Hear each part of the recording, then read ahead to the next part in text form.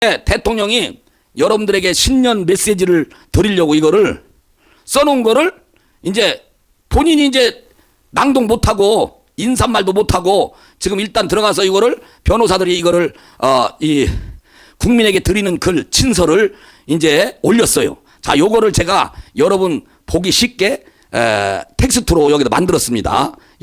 이거 읽으면요 눈물이 나요. 눈물이. 그 대통령이 여러분들에게 진짜 새해를 맞이해서 그리고 또 대통령이 왜 계엄령을 선포했는지 그것까지 다 설명이 들어갔어요. 자, 들어봐요. 천천히 읽어드릴 테니까. 국민께 드리는 글. 국민 여러분, 새해 좋은 꿈 많이 꾸셨습니까? 을사년 새해에는 정말 기쁜 일 많으시길 바랍니다. 저는 작년 12월 14일 탄핵 소추되고 나서 혼자 생각하는 시간을 많이 갖게 됐습니다. 좀 아이러니하지만 탄핵 소추가 되고 보니 이제서야 제가 대통령이구나 하는 생각이 듭니다. 26년의 공직생활, 8개월의 대선운동, 대통령 당선과 정권 인수작업, 대통령 취임 이후 새벽부터 밤늦게까지 정신없이 일만 하다 보니 제가 대통령이라는 생각을 못하고 지내온 것 같습니다. 공직 인사, 선거 공약과 국정 과제, 현안과 위기 관리 등 외교, 안보, 경제, 사회 문제를 정말 치열하게 고민하고 토론하고 어려운 결정을 해야 하는 일이 많았습니다.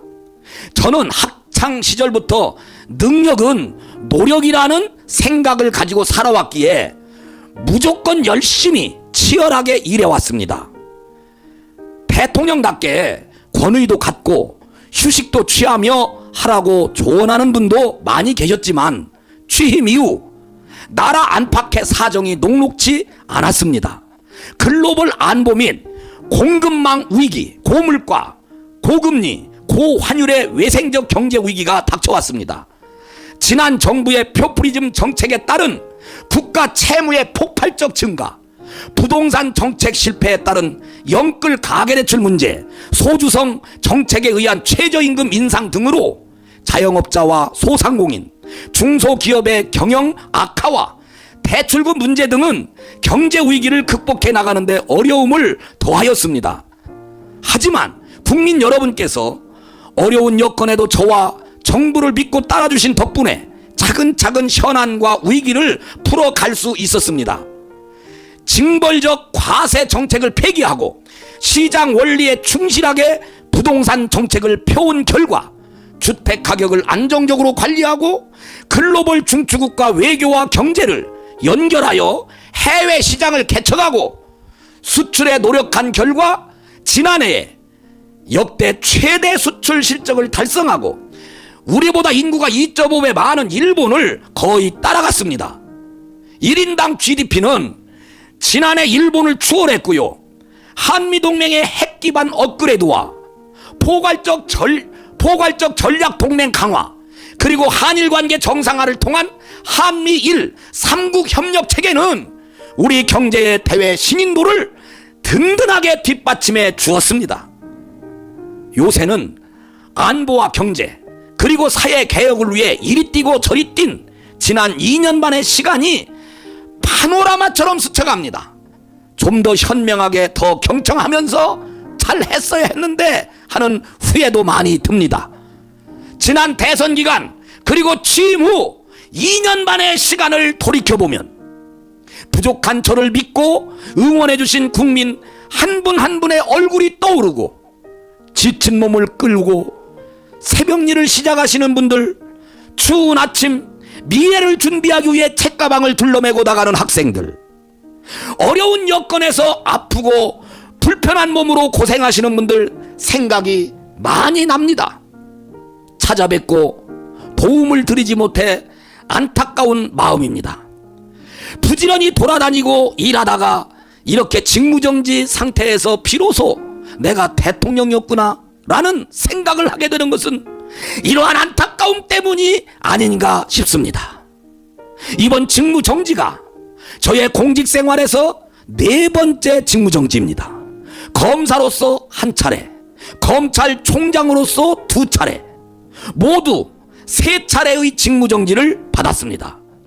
제 주변 사람들은 제게 적당히 타협하고 조금 쉬운 길을 찾지 않는다고 어리석다고 합니다. 어리석은 선택으로 직무정지를 받다 보면 가까운 사람들이 등을 돌리고 외로움을 느낄 때도 있지만 시간이 지나면 오해도 풀리고 많은 분들의 응원과 격려가 힘이 되었습니다. 늘 저의 어리석은 결단은 저의 변함없는 자유민주주의와 법치주의에 대한 신념이었습니다. 자유민주주의 아닌 민주주의는 가짜 민주주의고 민주주의 이름을 빌린 독재와 전체주의입니다. 민주주의는 개인의 자유를 지켜주기 위한 제도이고 자유민주주의는 법치주의를 통해 실현되는 것입니다. 또 우리 공동체 모든 사람들의 자유가 공존하는 방식이 바로 법치입니다. 법치는 자유를 존중하는 합리적인 법과 공정한 사법관에 의해 실현됩니다. 법치주의는 자유민주주의의 핵심 요소입니다. 자유민주주의는 경제에 있어 자유시장경제의 원리와 결합하여 자율과 창의를 통해 우리의 번영을 이루어내고 풍부한 복지와 연대의 재원을 만들어내며 번영의 선순환을 만들어냅니다. 우리나라는 부존 자원이 없지만 훌륭한 인적 자원을 가지고 있고 개방적이고 활발한 국제 교역을 통해 발전해 왔습니다. 오늘날 세계는 안보, 경제, 원자재 공급망 등에서 모든 나라들이 서로 복잡한 관계를 맺고 있습니다. 우리의 번영을 지속하고 미래 세대에 이어주려면 자유와 법치의 가치를 공유하는 국가들과의 연대가 특히 중요합니다. 물론 우리에게 적대적인 공격을 하지 않는 국가는 체제와 가치가 다르더라도 상호 존중과 공동 이익에 추구하는 현실적인 측면에서 협력해야 합니다. 하지만 체제와 지향하는 가치가 우리와 다르고 우리에게 적대적인 영향력 공세를 하는 국가라면 늘 경계하면서 우리의 주권을 지키고 훼손당하지 않도록 해야 합니다. 외부의 주권 침탈 세력의 적대적 영향력 공작을 늘 경계해야 하는 것입니다. 그렇게 해야 그런 세력의 영향력을 차단하고 우리를 만만히 보지 않도록 하면서 상호 존중과 공동 이익을 실현할 수 있는 것입니다. 우리가 경계하고 조심해야 공동 번영과 평화를 누릴 수 있는 것입니다. 제2차 세계대전 이후 유엔이 설립되고 어떤 사유이든 분쟁을 군사 공격과 전쟁으로 해결하는 것은 국제법상 금지되고 방어 목적 이외 전쟁은 금지되었습니다.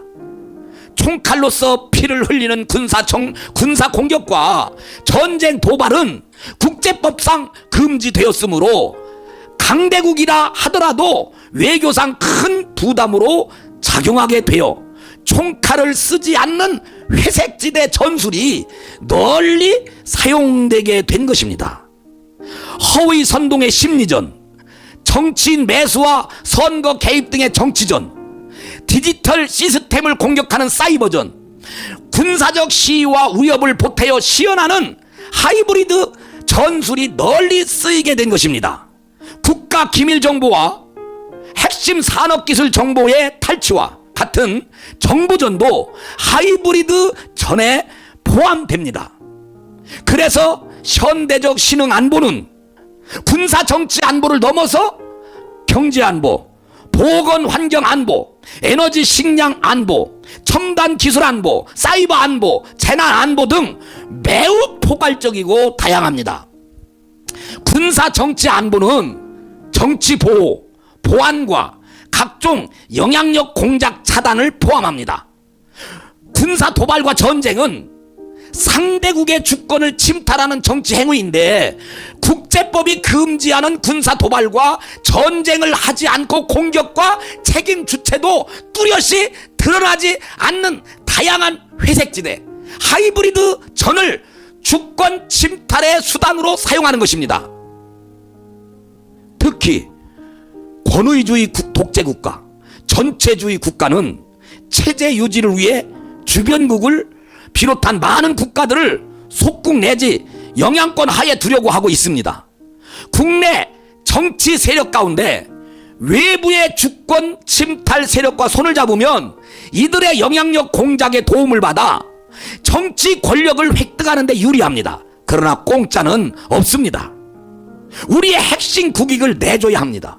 국가 기밀정보, 산업기술 정보뿐만 아니라 원전과 같은 에너지 안보와 산업 경쟁력 등을 내주고, 나아가 자유의 가치를 공유하는 국가들과의 연대를 붕괴시키고 스스로 외교 고립화를 자초합니다. 국익에 명백히 반하는 반국가 행위를 하는 것입니다. 이런 세력이 집권 여당으로 있을 때뿐만 아니라 국회의석을 대거 점유한 거대 야당이 되는 경우에도 국익에 반하는 반국가 행위는 계속됩니다. 막강한 국회 권력과 국회 독재로 입법과 예산 봉쇄를 통해 집권 여당의 국정 운영을 철저히 틀어막고 국정 마비를 시킵니다. 여야 간의 정치적 의견 차이나 견제와 균형 차원을 넘어서 반국가적인 국익 포기 강요와 국정 마비, 헌정 질서 붕괴를 밀어붙입니다. 이건 남의 나라 이야기가 아닙니다. 바로 대한민국의 현실입니다. 어떤 정치 세력이라도 유권자의 눈치를 보게 되어 있어 무도한 패악을 계속하기 어렵지만 선거 조작으로 언제든 국회의석을 계획한 대로 차지할 수 있다든가 행정권을 접수할 수 있다고 자신한다면 못할 일이 뭐가 있겠습니까?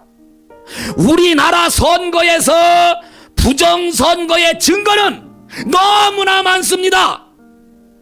이를 가능하게 하는 선관위의 엉터리 시스템도 다 드러났습니다. 특정인을 지목해서 부정선거를 처벌할 증거가 부족하다 하여 부정선거를 음모론으로 일축할 수 없습니다. 칼에 찔려 사망한 시신이 다수 발견됐는데 살인범을 특정하지 못했다 하여 살인사건이 없었고 정상적인 자연사라고 우길 수는 없는 것입니다. 정상적인 법치 국가라면 수사기관에 적극 수사 의뢰하고 모두 협력하여 범인을 찾아야 하는 것입니다. 선거 소송에 투표한 검표에서 엄청난 가짜 투표지가 발견되었고 선관의 전산 시스템이 해킹과 조작의 무방비이고 정상적인 국가기관 전산 시스템의 기준에 현격히 미달한데도 이를 시정하려는 어떠한 노력도 하지 않을 뿐 아니라 발표된 투표자 수와 실제 투표자 수의 일치 여부에 대한 검증과 확인을 거부한다면 총체적인 부정선거 시스템이 가동된 것입니다. 이는 국민의 주권을 도둑질하는 행위이고 자유민주주의를 붕괴시키는 행위입니다. 자유민주주의와 법치주의를 지향하는 정상적인 국가라면 선거 소송에서 이를 발견한 대법관과 선관위가 수사 의뢰하고 수사에 적극 협력하여 이런 불법 선거 행위가 일어났는지 철저히 확인해야 하는 것입니다. 그럼에도 이를 은폐하였습니다. 살해당한 시신은 많이 발견됐는데 피해자 가족에게 누가 범인인지 입증 자료를 찾아 고소하여 처벌이 확정되지 않은 한 살인사건을 운운하는 것을 음모론이라고 공격한다면 이게 국가입니까?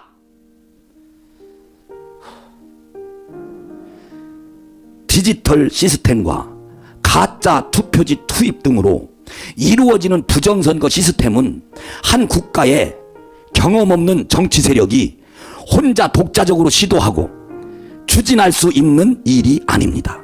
잘못하다가 적발되면 정치 세력이 붕괴될 수 있습니다. 혼자서는 엄두도 내기 어려운 일입니다. 기껏해야 금품 살포, 이권 거래, 여론 조작 등일 것입니다. 하지만 투개표 부정과 여론조사 조작을 연결시키는 부정선거 시스템은 이를 시도하고 추진하려는 정치 세력의 국제적 연대와 협력이 필요함을 보여줍니다. 투개표 부정선거 시스템은 특히 정치 세력이 장악한 여론조사 시스템과 선관위의 확인 거부 및 은폐로 구성되는 것입니다. 살인범을 특정하지 못해서 살인사건을 음모론이라고 우기는 여론조사, 여론조성 역시 투개표 부정선거 시스템의 한 축을 구성합니다. 국민 여러분께서 아시는 바와 같이 이게 우리나라 현실이라면 지금 이 상황이 위기입니까? 정상입니까? 이 상황이 전시 사변에 준하는 국가 비상사태입니까? 아닙니까? 전시와 사변은 우리 국토 공간 위에서 벌어지는 물리적인 상황, 즉 하드웨어의 위기 상황이라면 지금 우리의 현실은 우리나라의 운영 시스템과 소프트웨어의 위기 상황인 것입니다. 헌법 66조는 대통령은 국가 원수로서 국가를 대표하며 국가의 독립, 영토의 보전, 국가의 계속성과 헌법을 수호할 책무를 진다고 되어 있습니다. 쉽게 말하면 대통령에게 대한민국의 하드웨어를 지키고 운영체계와 소프트웨어를 수호하라는 책무를 부여한 것입니다. 거대 야당이 국회 독재를 통해 입법과 예산을 봉쇄하여 국정을 마비시키고 위헌적인 법률과 국익에 반하는 비정상적인 법률을 남발하여 정부에 대한 불만과 국론 분열을 조장하고 수십 차례의 줄탄핵으로 잘못 없는 고위 공직자들의 직무를 정지시키고 심지어 자신들의 비리를 수사하고 감사하는 검사와 감사원장까지 탄핵하고 자신들의 비리를 덮는 방탄 입법을 마구잡이로 추진하는 상황은 대한민국 운영체계의 망국적 위기로서 대통령은 이 운영체계를 지켜낼 책무가 있습니다. 저는 헌법기관인 감사원장까지 탄핵하여 같은 헌법기관인 헌법재판소에 법정에 세우려는 것을 보고 헌법 수호 책무를 이행하기 위한 비상조치가 필요하다고 생각하였습니다. 거대 야당의 일련의 행위가 전시사변에 준하는 국가 비상사태라고 판단하고 대통령에게 독점적 배타적으로 부여되는 비상개헌 권한을 행사하기로 한 것입니다. 계엄은 과거에는 전쟁을 대비하기 위한 것에 국한되는 것이지만 우리 헌법은 이에 준하는 국가 비상사태라고 규정하여 전쟁 이외의 다양한 국가 위기 상황을 계엄령 발동 상황으로 예상하고 있습니다. 국가 위기 상황에서 자유민주주의 국가의 대통령이 가장 먼저 해야 할 일은 주권자인 국민들에게 국가 위기 상황을 알리고 이를 극복하기 위해 힘쓰는 자는 호소를 하는 것입니다. 힘쓰자는 호소를 하는 것입니다. 국가 위기 상황을 군과 독재적 행정력만으로 돌파할 것이 아니라 주권자인 국민과 상황을 공유하고 국민의 협조를 받아 돌파해야 하는 것입니다. 계엄이라는 말이 상황의 엄중함을 알리고 경계한다는 뜻이 아니겠습니까? 저는 우리나라의 자유민주주의와 국민 주권이 위기 상황임을 잘 인식하지 못하고 계신 국민들께 상황의 위급함을 알리고 주권자인 국민들이 눈을 부릅뜨고 국회 독재의 망국적 폐악을 감시 비판하게 함으로써 자유민주주의와 헌법 질서를 지키려 하였습니다.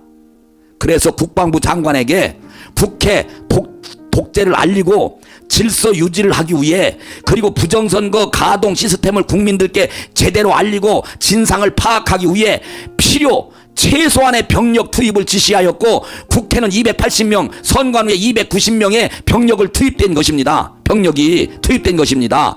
국회에 투입된 280명의 병력은 국회 마당에 대기에 있다가, 그리고 선관 후에 투입된 병력은 수십 명의 디지털 요원만 내부 시스템에 접근하고 나머지는 외부에서 대기에 있다가 계엄 선포 2시간 30분 만에 국회의 계엄 해제 요구 의결이 있자 즉각 철수하였고 아무런 사상자나 피해 없이 평화롭게 마무리되었습니다. 국민 여러분, 계엄은 범죄가 아닙니다. 계엄은 국가 위기를 극복하기 위한 대통령의 권한 행사입니다. 그렇기 때문에 대통령의 권한 행사를 보좌하기 위해 합동참모본부에 계엄과가 있는 것입니다. 계엄과가. 계엄, 내란, 계엄은 내란이다? 내란이라는 내란몰이 프레임 공세로 저도 탄핵 소추되었고 이를 준비하고 실행한 국방부 장관과 군 관계자들이 지금 구속되어 있습니다. 참으로 어이없는 일입니다. 병력 투입 시간이 불과 2시간인데 2시간짜리 내란이 있습니까? 방송으로 전 세계 전 국민에게 시작한다고 알리고 3시간도 못 돼요. 국회가 그만두라고 한다고 병력 철수하고 그만두는 내란 봤습니까? 합창 계엄과 계엄 매뉴얼에 의하면 전국 비상계엄은 최소 6, 7개 사단 병력 이상 수만 명의 병력 사용이 전제되어 있습니다.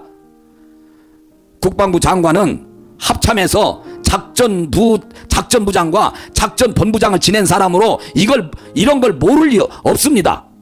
계엄의 형식을 빌린 대국민 호소이기 때문에 소규모 병력을 계획한 것입니다.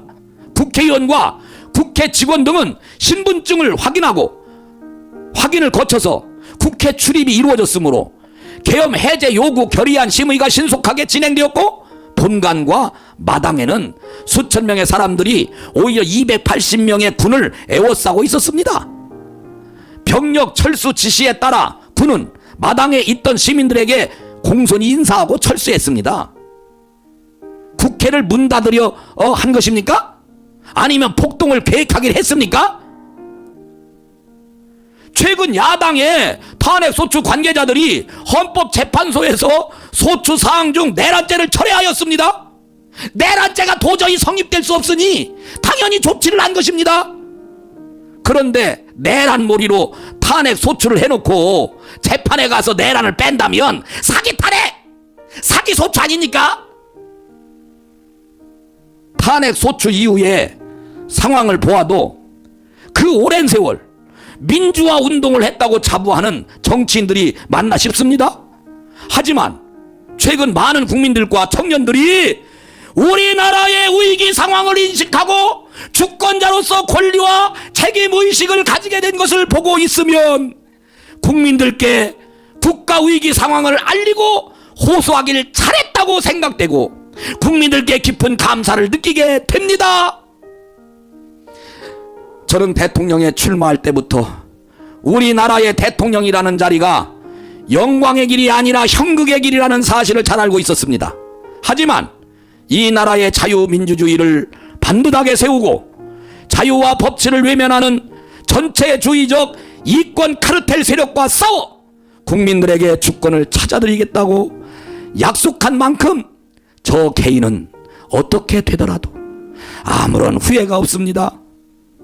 제가 독재를 하고 집권 연장을 위해 이런 식으로 계엄을 했겠습니까? 그런 소규모 미니 병력으로 초단시간 계엄을 말입니다. 사법적 판단이 어떻게 될지는 제가 알 수 없는 일이지만 국민 여러분께서는 이 계엄이 헌법을 수호하고 국가를 살리기 위한 것인지 아닌지 잘 아실 것으로 저는 믿습니다. 과거에는 대통령의 독재에 국회의원들이 저항하고 민주화 투쟁을 했다면 세계 어느 나라 헌정사에서도 유례가 없는 막가파식 국회 독재의 폐악에 대해 헌법 수호 책무를 부여받은 대통령으로서 당연히 저항하고 싸워야 하는 것입니다. 국가 기능을 정상화시키고 자유민주주의를 지키기 위해서입니다. 수사권 없는 기관에서 체포영장이 발부되고 정상적인 관할이 아닌 법관 쇼핑에 의해서 나아가 법률에 의한 압수수색 제한을 법관이 임의로 해제하는 위법 무효의 영장이 발부되고 그걸 집행한다고 수천 명의 기동경찰을 동원하고 일국 군사시설보호구역을 무단 침입하여 대통령 경호관을 영장 집행 방해로 현행범 체포하겠다고 나서는 작금의 사법 현실을 보면서 제가 26년 동안 경험한 법조계가 이런 건지 어처구니가 없습니다.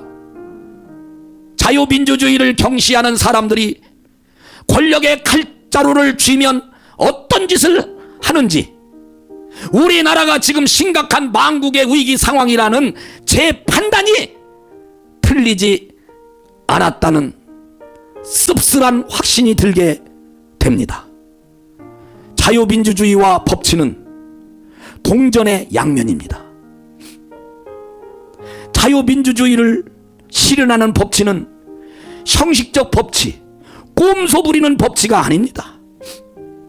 이런 법치는 인민민주주의 독재, 전체주의 국가에서 자유를 억압하기 위해 악용되는 법치입니다.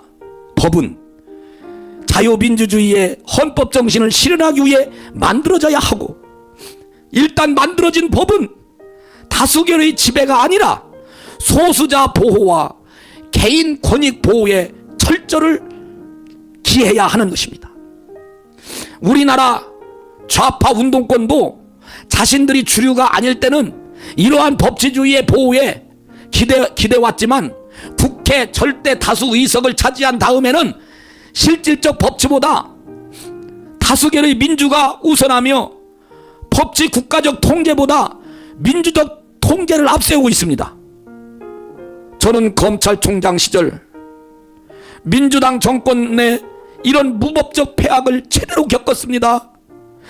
이렇게 되면 법률가 법조인은 정치 권력의 하수인으로 전락하는 것입니다. 하지만 국민 여러분, 힘내십시오. 주권자인 국민 여러분께서 확고한 권리와 책임의식을 가지고 이를 지키려고 노력한다면 이 나라의 미래는 밝고 희망적입니다. 국민 여러분, 감사합니다. 네. 정말 대통령의 국민들에게 드리는 이 글을 얼마나 뼈에 사무치는 이런 글을 국민들에게 깨우치려고 이 장장이 엄청난 글을 국민들에게 남겼겠습니까? 대통령은요, 내가 대통령 자리에 올라가서 2년 반 남은 거 그거 자리 채우려고 하는 게 아니고, 내가 대통령 자리에 올라가서 검찰총장 시절에 대한민국 이 법치가 다 썩어 있다라는 거를 그때 겪고 나서 대통령 자리에 올라가면 이거를 다 까발리겠다, 국민들한테. 이야, 여러분, 이 국민들에게 드리는 이 글을, 문장을 쭉 저도 지금 몇 번 읽어가면서 아직도 제가 뭐 100% 이해는 안 되지만은 이 글을 보니까 이거는요, 최고의 대통령이야. 모르는 게 없어, 모르는 게. 야, 난 놀랬습니다. 이게 엄청 길어서 그런데 이건 정말, 야, 저 내용을 대통령이 직접 쓴 거요. 아주 뼈에서 사무쳐 나오는, 아마 이게 대통령이 정말 국민들에게 드리는 이 글이 아마 대한민국 역사 속에 아마 이게 길이길이 보존이 될 겁니다. 아, 저렇게 해박할 줄 난 몰랐어요. 저도 막 감동이 되고 지금 막 눈물이 막 너무너무 나가지고 어떻게 내가 주체를 못할 정도인데, 지금 대통령이 어떻게 될지 모르잖아요. 어떻게 보면 이게 국민에게 남기는 마지막 글이 될 수도 있잖아요. 우리가 볼 때는 진짜 내란죄로 이게 되면은 그냥 감옥에서 평생 있어야 돼요. 내란죄는 사형이거든.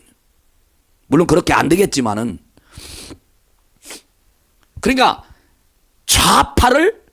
좌파의 세상을 알린 것만으로 난 감사하다.